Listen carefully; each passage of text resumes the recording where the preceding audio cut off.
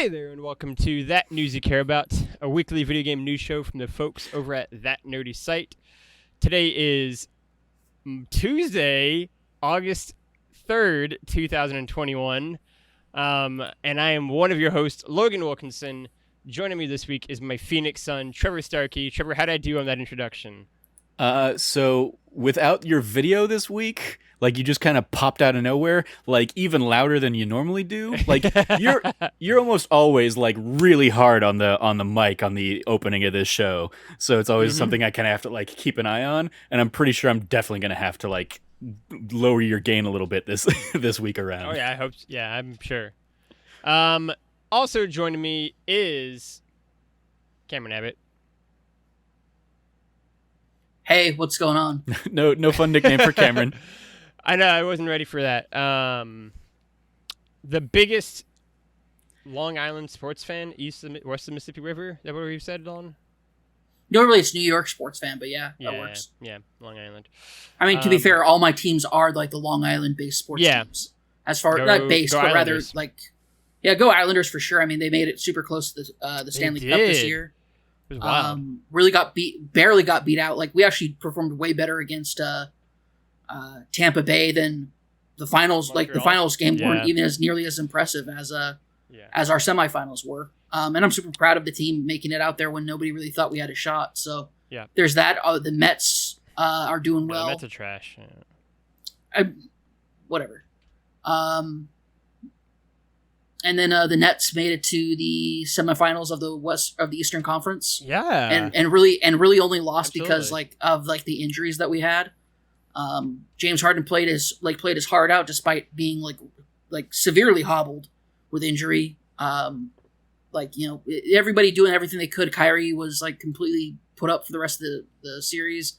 Everybody doing what they could. Like we were really playing with everything we had left on the bench and came real close. A couple of times, but Milwaukee, they beat us out and then had the most lackluster. I'm sorry, we actually were in the semifinals. We weren't even in the finals of the Eastern Conference because that was Milwaukee versus the Hawks, where the Hawks just like couldn't even really put up a defense, and then the finals against the Phoenix Suns, where Milwaukee didn't know which foot was left or right for the final, like the first two games, and then closed out the last four. So. Overall lackluster because at the end of the day, like the Nets should have been the champions. That's what it takes. But it is what it is. There you go. We are not doing a NBA podcast this week, unfortunately, though. Maybe I can wake up now? Okay, cool. I would love to do... Cameron, we're going to do a That Nerdy Site sports podcast here the next couple of weeks. I'll talk about sports teams. Trevor can take that week off. Trevor gets a much needed vacation, and the rest of us, we bring Jazz in, and we'll just talk about sports. Oh yeah, that'd be a great podcast. Disney did announce their annual pass replacement today, so I will. I saw you tweet that out. Yeah. Plan your trip. No, but instead we're gonna make a hard pivot. One of the harder pivots here from nice NBA sports podcast conversations to good old Blizzard. And kind of more of the story around Activision Blizzard and the ongoing sexual discrimination and harassment allegations and lawsuits. I mean, you had to know why I was here, right? Like there's only like a handful of reasons why I ever come on this podcast. Yeah, right. And for some reason, it's always covering like this hellscape of a situation. I know, right? You get all the bad weeks. I know, either that or Kyle Seeley on the podcast, one of the two. But yeah, so I was not out last week, so I'll get a little bit of my thoughts. But mostly we'll be talking this week, in terms of this topic, on the news that Blizzard President J. Allen Brack, I would probably pronounce it as. Yes. Okay, perfect, nailed that. Is leaving the company at Activision Blizzard over the ongoing California lawsuit, again alleging the sexual discrimination and harassment within the company. This is all coming from Jason Schreier at Bloomberg. Again, going into that story, he will be replaced by Jen O'Neill and Mike Ybarra, who will be the new co-leaders of Blizzard. After the news, the shares for Activision Blizzard fell 3.5% on Tuesday, which is today. We'll kind of delve deeper into the story as we kind of go on, but first off, I just wanted to get the quick impressions from Cameron and Trevor on the news, what they think it means in terms of larger ongoing lawsuits and kind of crisis undergoing Activision Blizzard the past 7 to 10 days here. Cameron, I'll throw it to you first. What are your kind of initial reactions hearing the news, and then kind of expectations for where you think it might take the company going forward, both with the ongoing kind of protest and staff turmoil and lawsuit in general? Yeah, for sure. I mean, I can definitely go into this. I will say that the first thing that comes to mind is, so for anybody who doesn't know, Ibarra is coming. He was the vice president of Microsoft, of Xbox Live under Microsoft. He was in charge of the entire like creation and establishment of that entire like legendary ecosystem and platform. And he came to Blizzard to kind of do that with Battle.net, like help revamp Battle.net. And then the second person, O'Neill, Jen O'Neill is quite interesting that she was chosen to co-lead. She's the former president of Vicarious Visions before they were folded into Blizzard proper, meaning that she was in charge of all the like really awesome remasters and not remasters but remakes that we saw between Crash Bandicoot Trilogy, as well as Tony Hawk Pro Skater 1 and 2. So, hell yeah. Like, it's interesting because I think a lot of people, myself, like not just myself included, were expecting more Kotick loyalists. Not people who had already been folded into Blizzard proper to be put in charge, because that's usually the Kotick MO, is pull somebody from the Activision side of things to start running things, because that's usually how things go with it. But that didn't happen this time. He pulled them directly from the Blizzard side of things. Granted, these are people who joined, and this is my second part of my thought is, these two people are people who joined post 2016. So it's post Brack's establishment, after Prior Head leaves. There's a lot of like really stuff that we'll probably find out more about in detail going forward about that transition that saw Brack come to prominence as president of Blizzard. And then and that's also when Blizzard was notified that the state of California was investigating them. So this is all happening around the same time. O'Neill and Ibarra specifically joined post 2016. Ibarra first, and then of course we know O'Neill joined end of last year.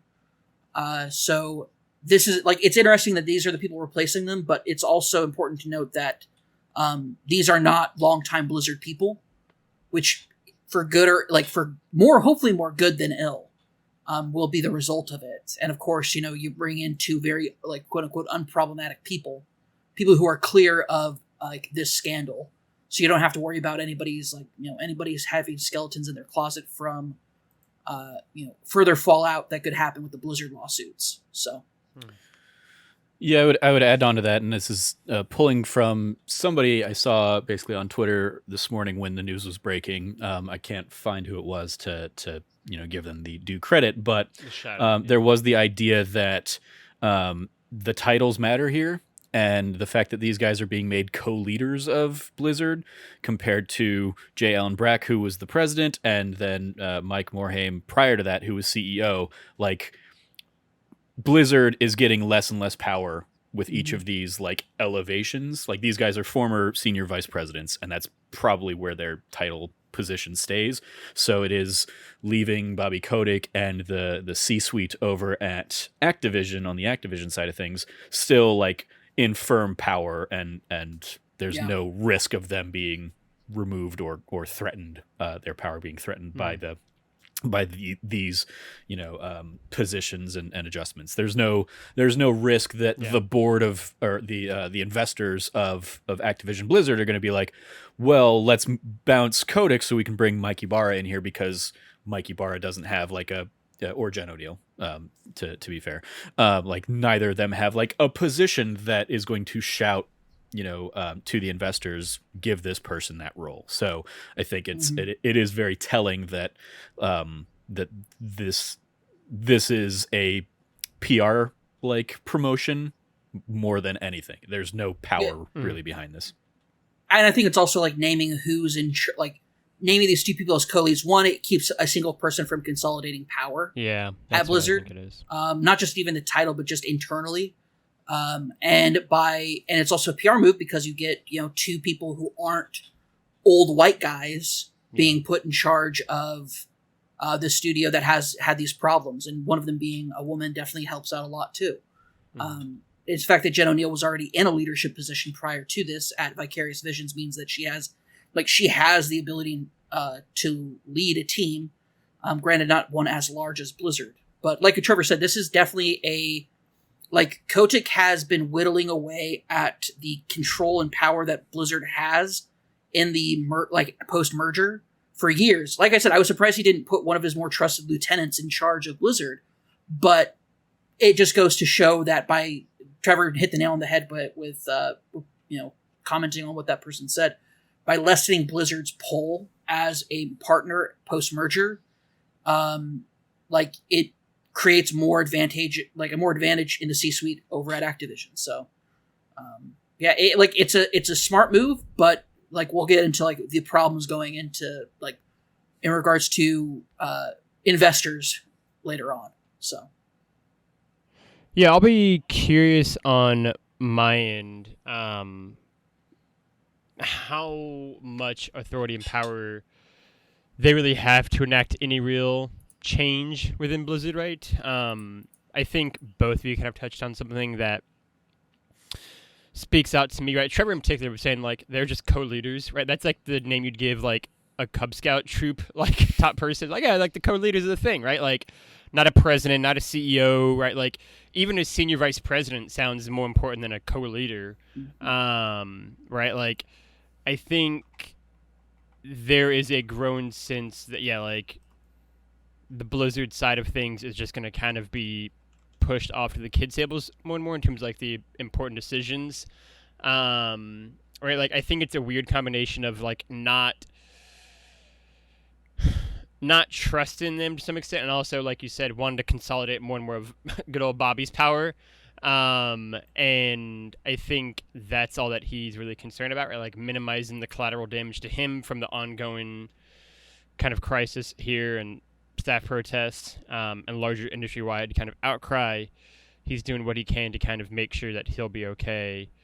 I also find it interesting, and this is sort of my next question for both of you, which is, this feels like a decision that if they were given any sort of actual, I think, support, some actual changes could actually occur, but I feel like all the support they're going to be given on the Blizzard side of things is going to be so surface level and superficial that I am also curious how much will actually change in terms of the culture within the team and the company there.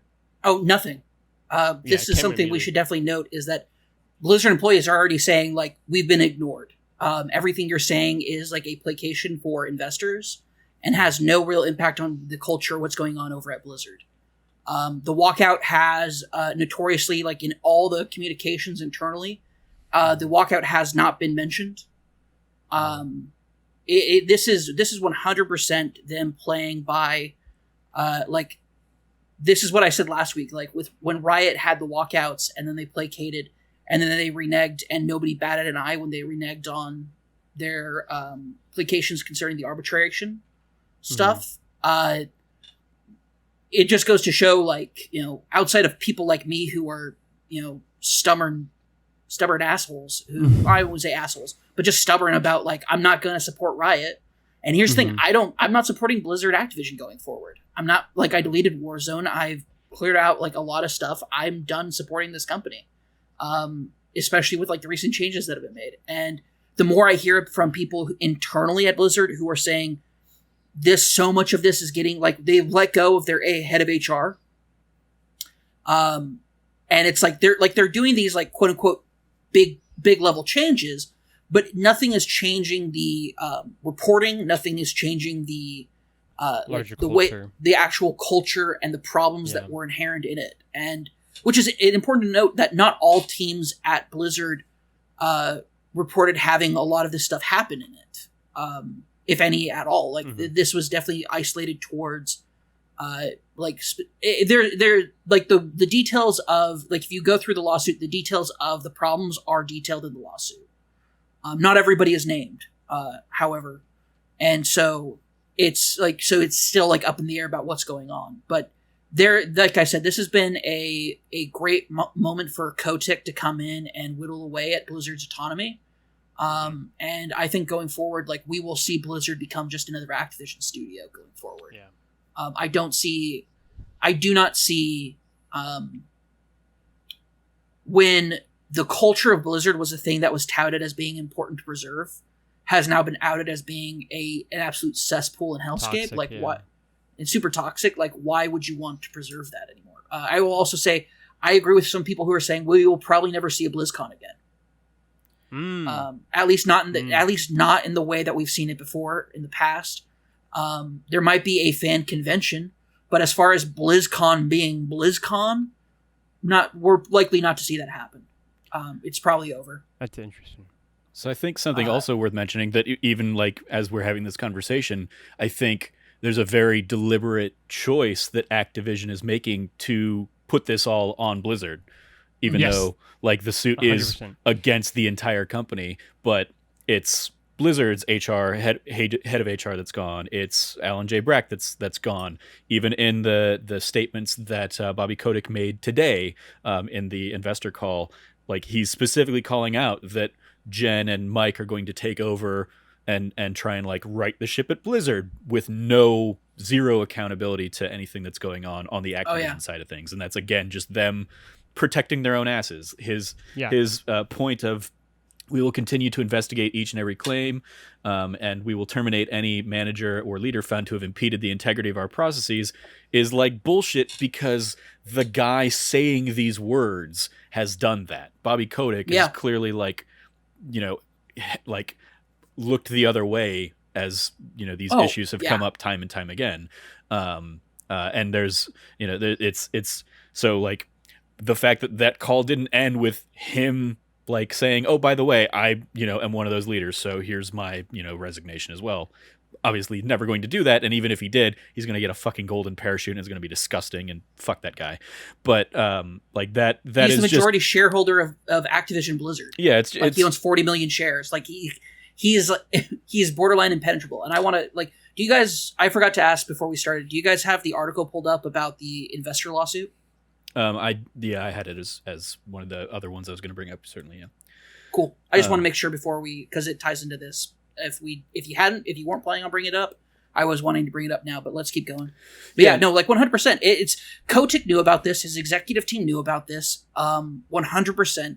There's no way they didn't. There's no way that this much of a problem was not pervasive back when they were. The suit has been like an investigation 2 years in the making. So like they knew, and that's what the lawsuit you're referring to is talking about, is like the investors are now getting in on a second lawsuit against Activision Blizzard, basically saying like, hey, you misled, like you lied to the investors, you misled the investors for your own gain. You said you guys are doing fine, all the while knowing that the state of California was investigating you and that these issues were going on. So there's some, now that is in the mix as well, and that might actually like, hold some weight if the investors actually get behind it and kind of do some kind of class action suit.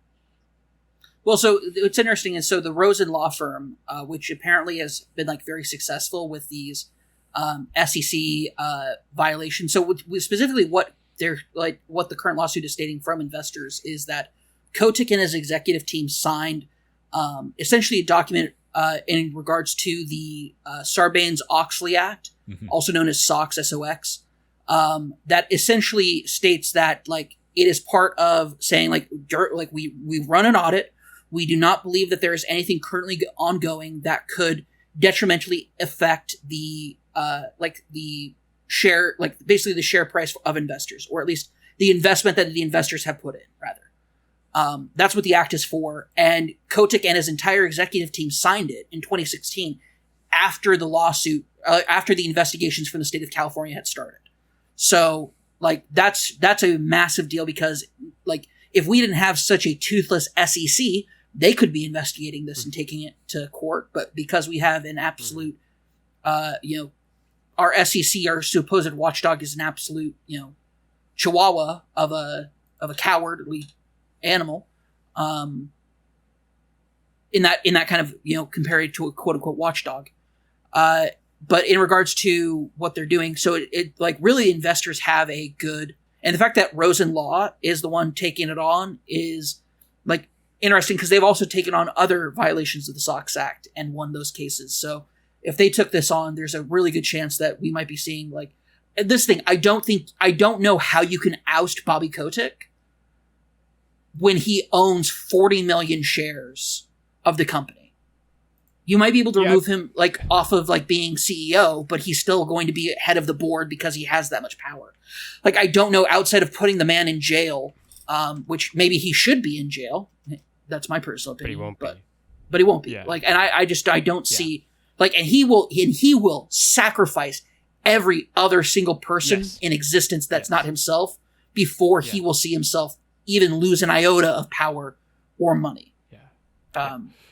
I think that's where I'm at. Just real quick, I'm admittedly just doing a quick Google search on this, but there are per Google right now of how many shares of Activision Blizzard are there. There's 777 million. So even Kotick's 40 million is not a majority share. It is. No, it's not. He may be the largest single shareholder, but he does not hold a majority of that organization. No, but it's also like the problem with that many shares is that how many are actually owned by like firms and investment firms and stuff like that. So I mean, sure, that's another thing. Like he as a single shareholder, he has so much power compared to massive chunks of those shares are owned by different firms and part of like massive group portfolios. So it's hard to say like in pinpoint how many people would actually. None of us are financial experts, so there's like little point in us wading into that territory. Yeah, that's accurate. Yeah. I think for me, Cameron brought up two big things that I kind of want to touch on. And the first is to double back to the idea of Cameron not playing any sort of Activision Blizzard game anywhere, right? And getting rid of Warzone, etc. And the problem is what exactly I did Cameron get rid of Overwatch. I got rid of Overwatch. Yeah, and Overwatch too, right? Or Warzone, Overwatch, all that kind of stuff. And the problem is that, like, Cameron is a minority, right? Like he said, right? Like, how many people that play Warzone, which is a lot of people, how many people that play Overwatch, which is a lot of people, know about this, right? And then out of the tiny fraction that know, how many, A, care, but then B, care enough to stop playing, right? Like, certainly within my friend circles I've talked about before, like, I have numerous friends who play Warzone in, like, 3 other games, and if not for me, they would have no idea what's happening at Activision right now. Right, like there are some people who just play these games and don't know, and then to the point, right, like, and that's kind of the shitty thing is that like that's the pretty easy bet that Activision Blizzard is going to make, where it's like, yeah, like we're gonna lose some Cameron Abbotts out there, maybe a Trevor Starkey, maybe a Logan Wilkinson, but like we talked about this last week. They're losing nothing from me because I already wasn't playing any Activision Blizzard games. Sure, yeah, so yeah, they lost nothing from Trevor, and they're gonna lose to me and Cam maybe, right? And so it's like, all right, great, that's 2 people, and they're gonna get 50,000 more new ones the next day, right? Like that's the problem, that they do oversee these massive franchises that are so popular, to say nothing of WoW, right? And so that's kind of the shitty situation too, in terms of like trying to force real change, that like they're going to be enormously profitable still. And then for the second thing that Cameron kind of touched on, yeah, I mean, I think for me, it's this idea that this is it's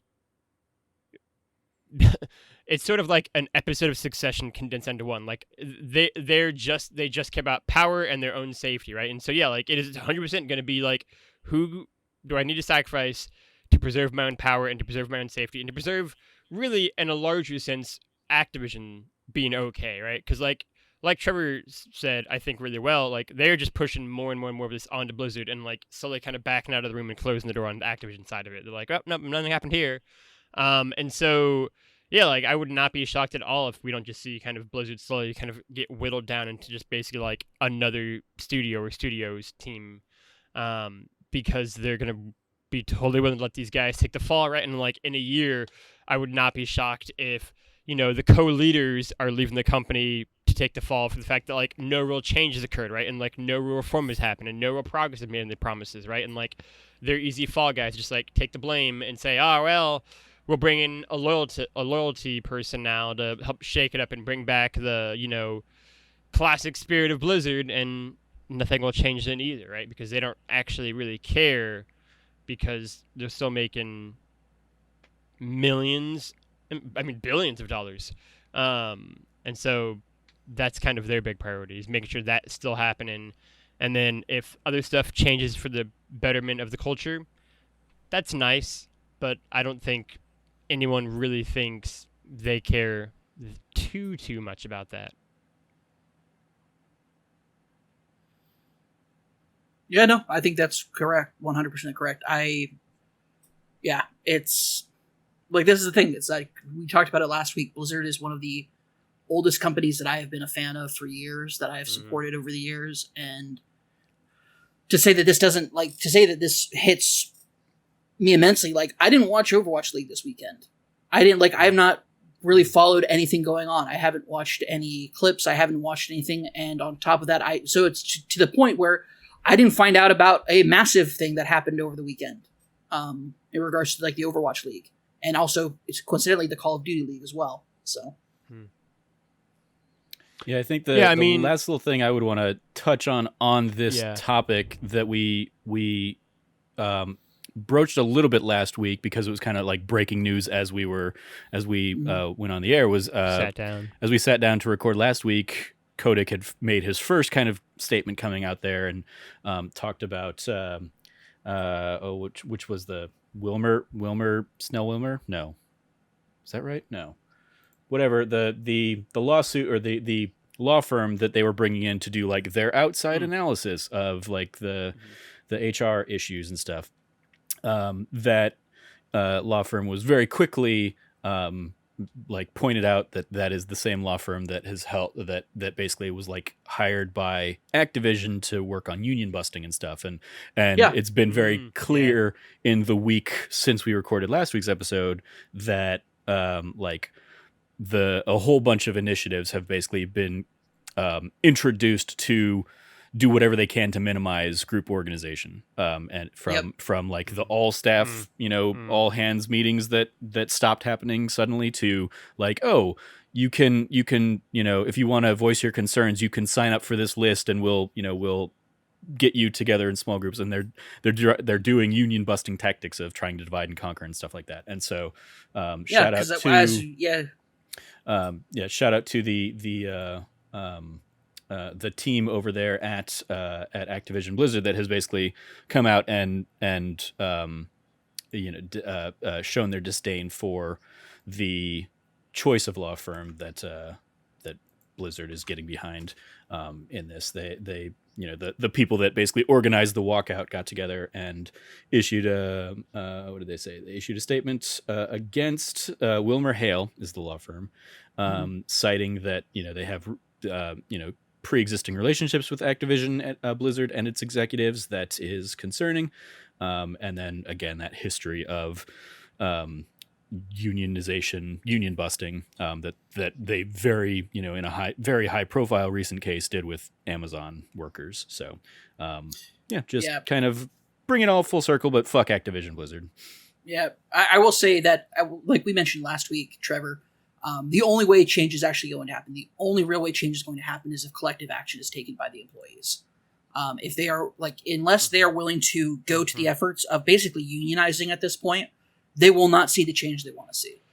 Not even go through the effort, if they're allowed to go through that effort, right? If they're not just completely, if they're not just completely broken apart before they even get to that point. Well, they already have, that's the efforts that are going into it. They, Activision has saw a union, basically a collective walkout, and instead of being like, we hear you, we understand, they hired a union busting firm to come in and already start union busting. This is what they're doing. They're busting a potential union effort, a unionization effort, to see change. Now, and on the flip side of this is, the change that wants to be made is change that really needs to be made for this company to be a good place for people to work. But like I mentioned earlier, we're not going to see anything change from the Activision Blizzard side of things, because they won't. The corporate entity will not change because why would it? It's making billions of dollars. That was something on the investor call is, despite all these problems, we're still making so much money. Mm-hmm. So like, don't worry, don't sell your shares. We're making so much money, record-making money. And it's like, this is, but to my point is, they are so afraid of unionization at this point.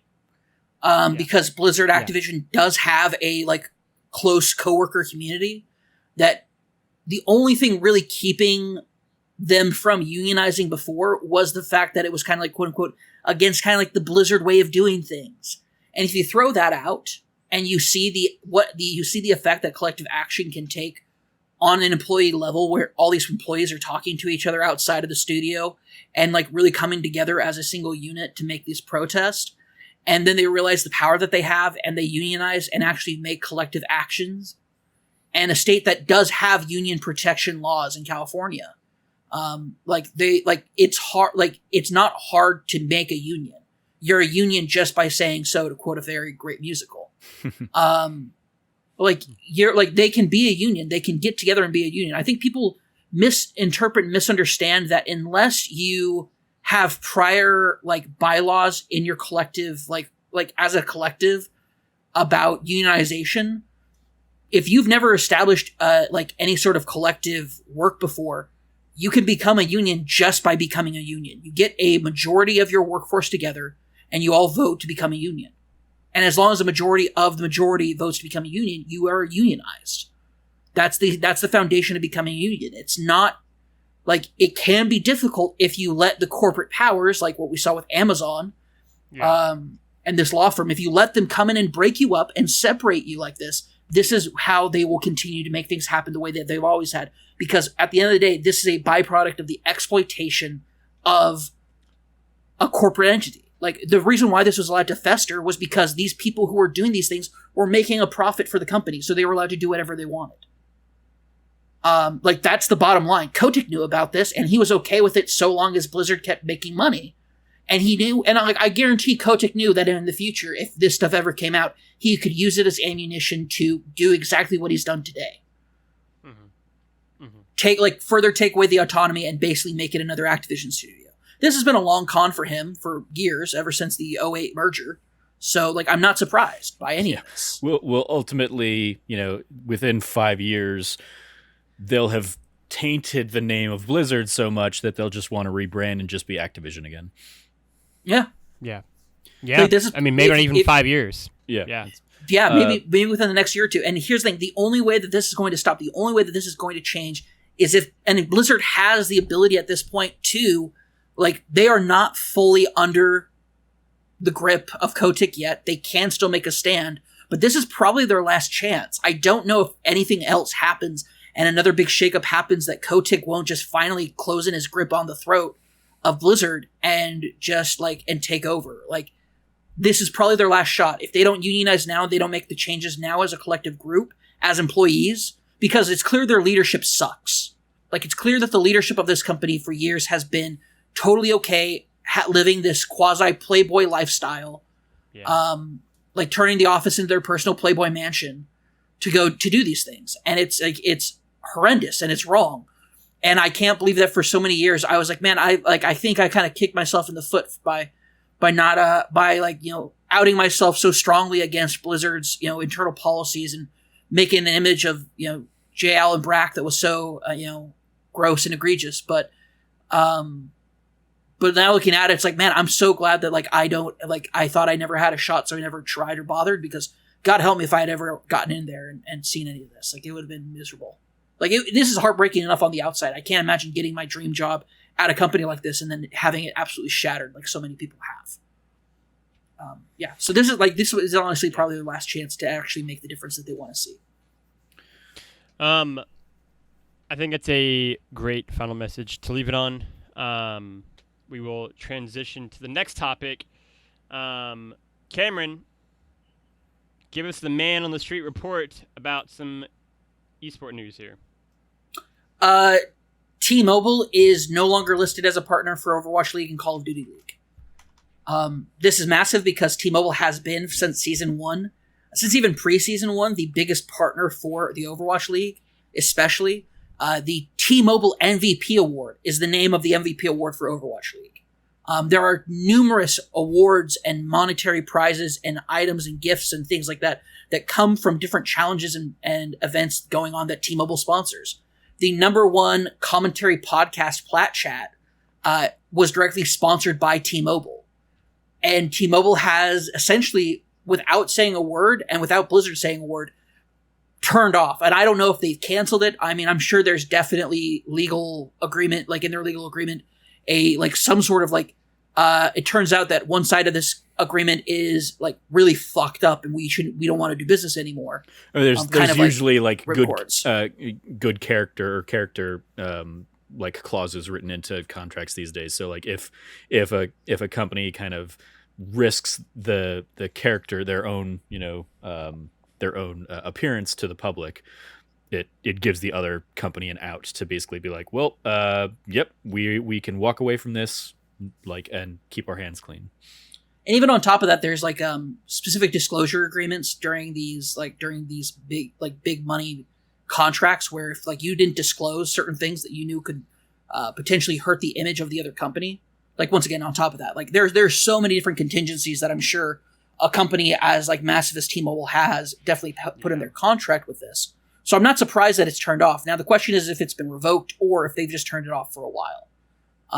I know that a lot of the independent creators have, instead of taking donations or not donations, instead of taking subs and donations and things like that for their own personal stuff, they've been directing it towards Rain. And other organizations that were listed in the Blizzard employee letter. There's been a lot of effort by people in the community to make goodwill on this, to take this as an opportunity to if we can't see change happen in this organization, we can try to make change happen in the greater world, which is fine, but it doesn't change the fact that the cesspool is the cesspool, right? You can't change that. So what's happening really going forward is we don't know yet what the official statement is. We may not know until a certain date because of certain contract requirements, and we to the point where we may never know. T-Mobile just might disappear as a sponsor and never show back up. Now, granted, there are other sponsors that Overwatch League and Call of Duty League have: Coca-Cola, Budweiser, Xfinity from Comcast as a major sponsor, as well as Toyota and a few others. So, these are big brand sponsors that are part of what has made the quote unquote legitimacy of the esports scene in Overwatch League and Call of Duty League and League of Legends a thing.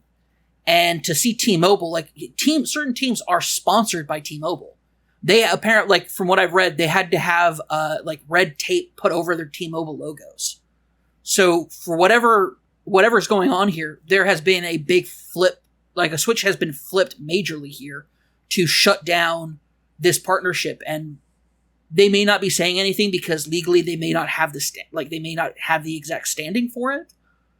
If it might cause defamation of Overwatch League and Blizzard Activision, so they might not be able to say anything right now. It depends. There's a whole lot of stuff in here that is an unknown. But the fact of the matter is that this is to me, I look at it as a positive because I use T-Mobile. I'm glad to see T-Mobile's not is taking a stand against this on some level. But also on the flip side of that is this sucks. All the sponsors, all the partners, and this is the whole thing, is that this is why it's so much more than just how awful and horrible harassment and abuse are, is because of the ripple effect that this has had on more than just the victims. This has made this has caused veritable different amounts of harm on several different levels for people who are in not directly being harmed by the abuse, and it's created and this is an example of what happens when you let this stuff fester and you let this stuff happen, is that it affects so many more than just the primary victim themselves. It echoes out and it causes problems and trauma for other people outside of it. Whether it's people who are being re-traumatized from their own personal experiences of thinking, oh, this was a company I could believe in. even while my own company was like, I had to deal with terrible things. Like hearing from members of Blizzard's fan community talk about not just the like, well, this sucks. It's this has like, for some people it's re-traumatized them. For other people, it has made them lose faith in, like just made them lose faith in the only thing that they really had any sort of, like they had anything that they believed in. Some people, like Blizzard has been an organization that's existed for such a long time and is integral to a lot of, especially content creators' identities. I forgot his name, but this guy, he is dedicates himself to the lore of the Warcraft world.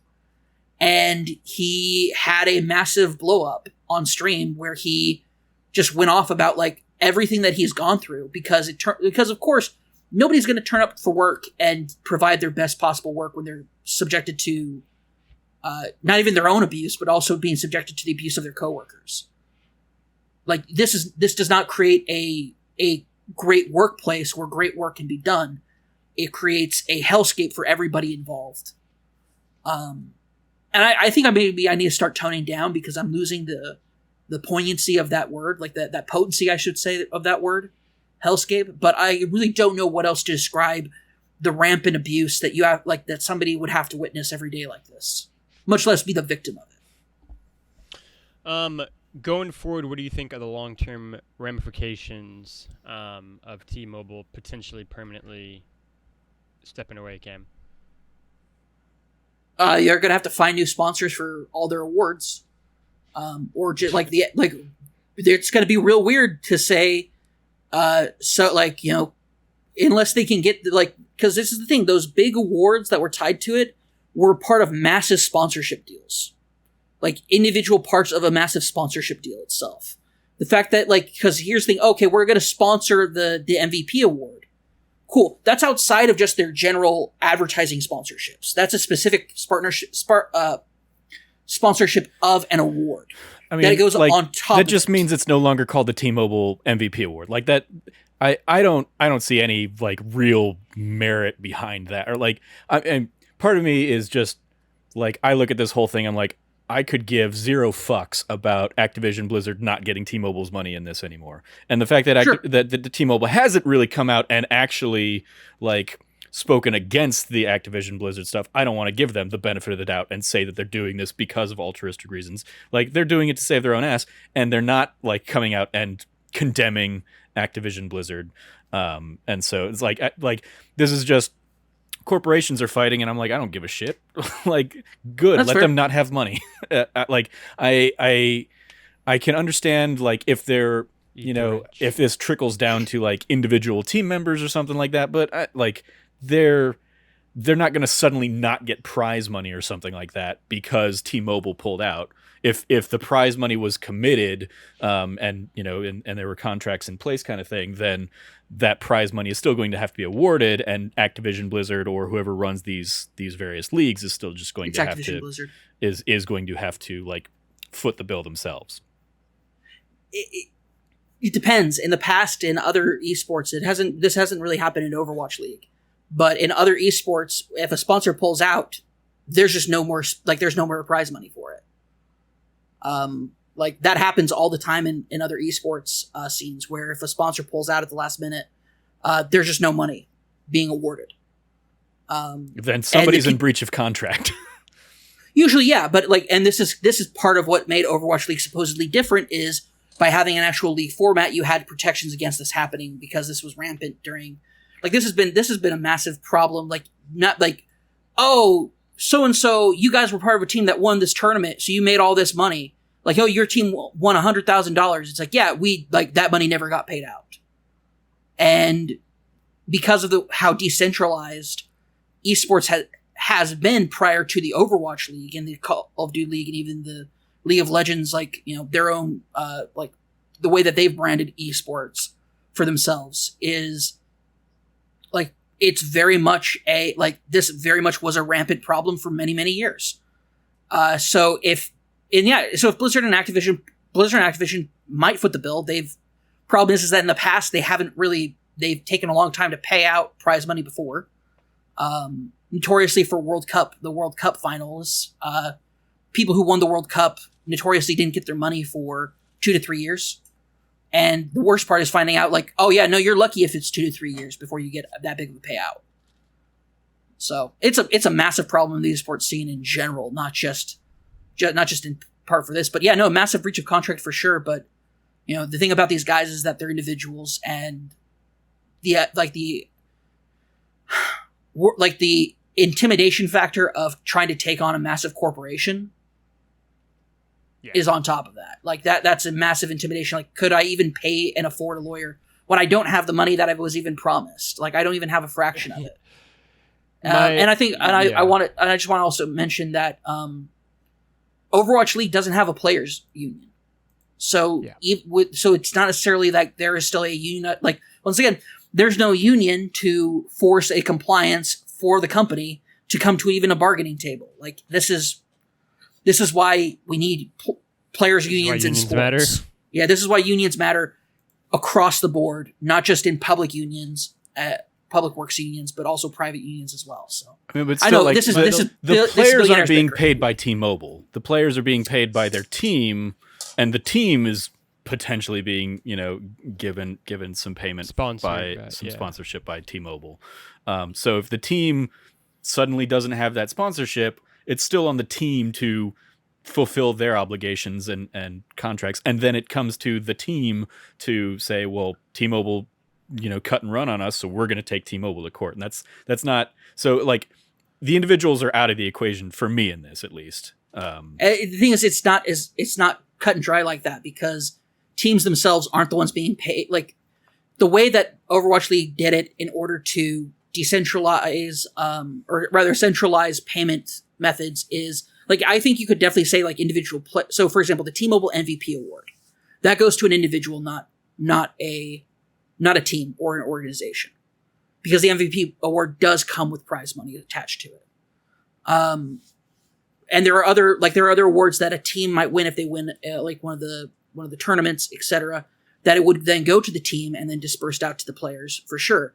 But it works out. It depends, because different awards are like, this is why I said different awards are a lot of different prize money, and how the prize money and prizes attached to it are distributed is different for each one. So, and I get it. Like, this is also, we're talking about like, corporations fighting, billionaires fighting. Why should we give a shit?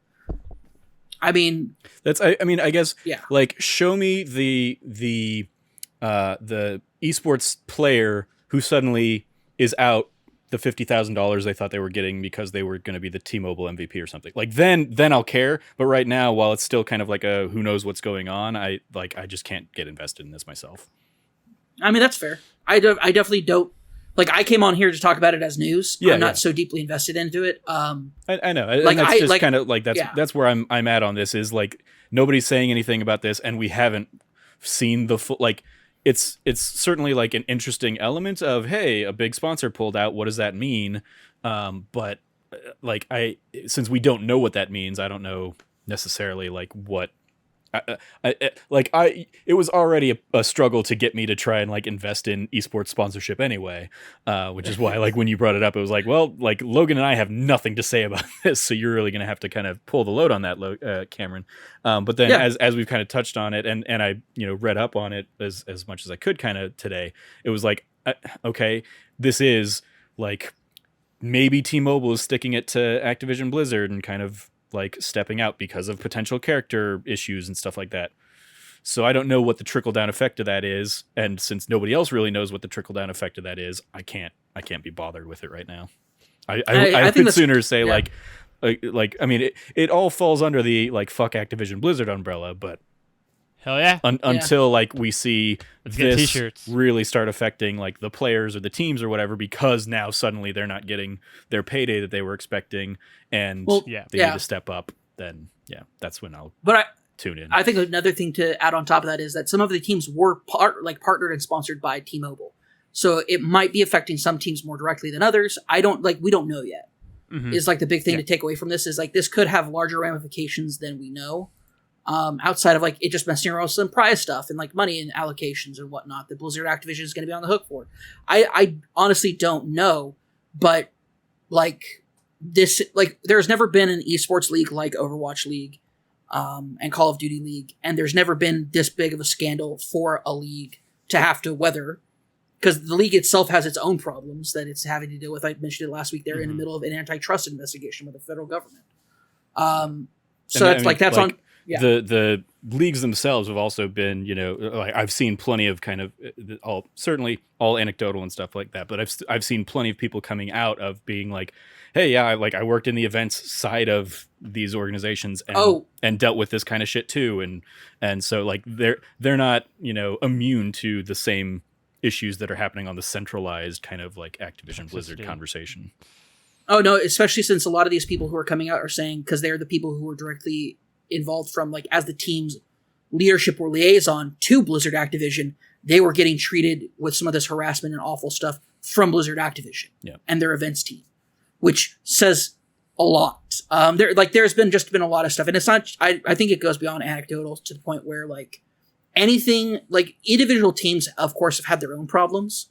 There's a massive built-in discriminatory nature that the Overwatch League is dominated by male players, and most esports teams are, and this goes down to kind of the more cultural aspect of these pro teams pick up players from the tier 1 or tier 2 scene, the lower scenes, and those scenes are populated by people who did not get weeded out by even lower scenes that are incredibly toxic and drive away females, and non-binary people in general. Yeah. They're incredibly toxic. Like the problem with like why we don't see pro female Overwatch players outside of Gaguri, who was like the one in a million, was that the tier C scene, the tier 3 scene on those low end levels where people grind their skills, network, get to know people, is dominated by a absolute chauvinistic, misogynistic, toxic scene, poisonous, that is run locally by people. So, and there's not a centralized the centralized method that was being developed by Activision Blizzard was basically abandoned after Nate Nanzer was forced out. So, we will definitely follow up on this story as we learn more about the kind of potential ramifications of T-Mobile's withdrawal, or even if it's permanent or temporary, like Cameron kind of alluded to. But that will end it for now. Trevor's got some shout-outs to shout out. Trevor, shout out. So one last shout-out, I guess, on the Activision Blizzard side of things. I'm a little bit loath to do it because they've been annoying the shit out of me recently, but Kotaku managed to find the woman in that who asked the question in the Blizzard video that went viral last week, and they have a kind of an interesting interview with her. So shout out to them and Ethan Gach for his investigative reporting on that. And then the other one is I just wanted to give a shout out to a gamesindustry.biz article talking about how the Playdate sold its 2021 stock supply in less than 20 minutes. The Playdate, for those that don't know, is that silly little like handheld device that is the yellow one that has a crank as like one of the inputs. And they had basically 20,000 units reserved and slotted like in their kind of manufacturing deal for this year, and they sold out pretty quickly. I'm one of those 20,000 people because I nagged mine in minute 10 per my receipt that I was looking at earlier. And they, much like Steam, who did the Steam Deck, are not doing the like, we're going to put it all on sale and then we're going to be sold out at some point. They're continuing to take orders, and they're just going to order as like manufacture more as people request them. So you might not get it until 2022 at this point, but they've committed to trying to increase their demand or their supply next year to meet demand that they saw on I think Wednesday, or no, the 29th, whenever that was. So, yeah, shout out to them and that silly little device. Cameron, any shout outs? Yes, I do have a shout out. Specifically, this is for local great rap star, awesome dude, MegaRan. MegaRan previously just recently had an issue where his car was broken into and just so much was stolen from him. On top of everything else, but today he put out a Kickstarter for his Live 95 new album. It's an autobiographical album, a la the Random album that came out a few years ago. So it's going to be a bit more, it's going to be less about video games and more about his personal life. And I'm looking forward to it. It's already passed its pledge goal, so don't feel like you're like necessarily you need to, this is not a shout out to get people to go pledge to it to get it to succeed. It's definitely succeeded by 3 times its original goal. So it is, but he is an awesome dude. He has been a really wonderful human being, and as far as especially on the local Phoenix scene, definitely a bit of an icon for the local rap scene. And he's just an awesome dude. So massive shout out to Raheem. He's a beautiful human being, and I'm so happy to see his success, but I want to give him this massive shout out because he's a great dude. Yep. A couple or a series of other shout outs I want to give, and I'll include the links for these just like we did last week. But once again, if you want to support any of the organizations that kind of Activision Blizzard workers got behind as a part of their walkout, those organizations are Black Girls Code, Futures Without Violence, Girls Who Code, RAIN, which Cameron mentioned earlier, Women in Animation, and Women in Games International. So once again, I will have those links in the description alongside everything else we've discussed on this show. 100%. Yeah, absolutely. Otherwise, that's going to be the show. Thank you for listening. If you like what you heard, you can go support us over at patreon.com/thatnerdysite, like all of our wonderful patrons have. Their support, your support, keeps the lights on and helps make shows like That News You Care About and like That D Plus show happen. So thank you all for that. Again, you can go to patreon.com/thatnerdysite. Check out all of the goals, tiers, gadgets, gizmos, whatnots.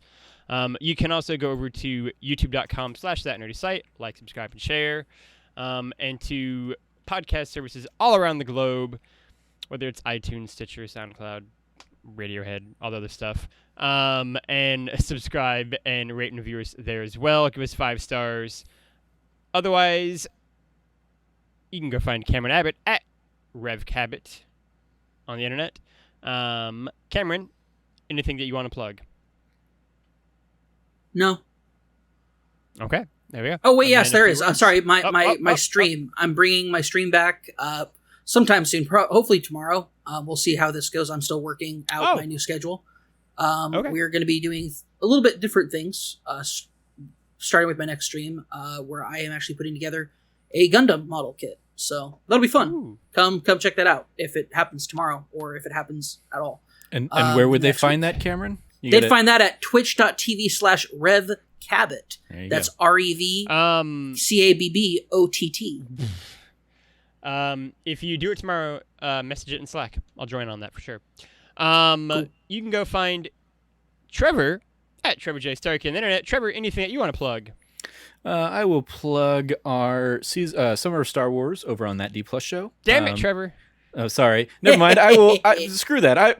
Screw that show. I won't plug that show in case somebody else wants to plug that show. I will instead plug my Let's Plays this week, which are me sitting down and playing some Microsoft Flight Simulator on my Xbox Series X, and having the surreal experience of learning how to fly or relearning how to fly over the skies of Sedona, much like I did 26 years ago when I was a wee lad of 10 years old, and went up flying in my grandfather's little twin-engine plane, again, over the skies of Sedona. So it's very cool that I can do that, now in video game form, and it looks as good as it does.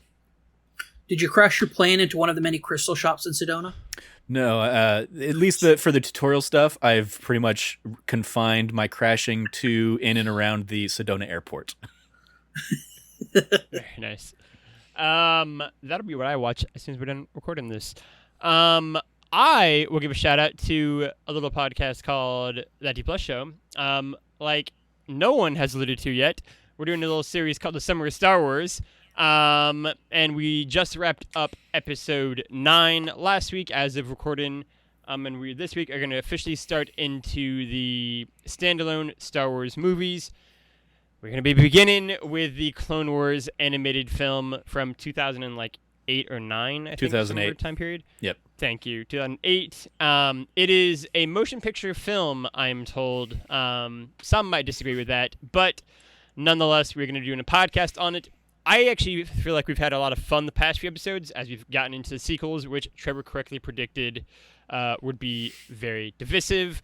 And just really interesting to watch again with a like kind of critical perspective now, and having seen the 6 movies that came out beforehand.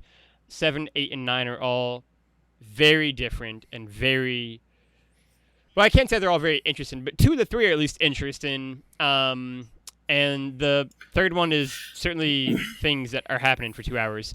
So go listen to all those podcasts. They're very fun, very heated, past few episodes. And this week I feel like we will have a very fun-filled conversation on the Clone Wars film. Otherwise, you can go find That Nerdy Site at That Nerdy Site on the internet. For Cameron, for Trevor, for myself, for all of us here at That Nerdy Site, play your games, be good to each other, class dismissed, may the force be with you. And also Goodbye. with you. There we go. Damn it, I got to keep that one in this time, don't I? I win. Me and Cameron playing the long con on you there. Yeah. This is how I win.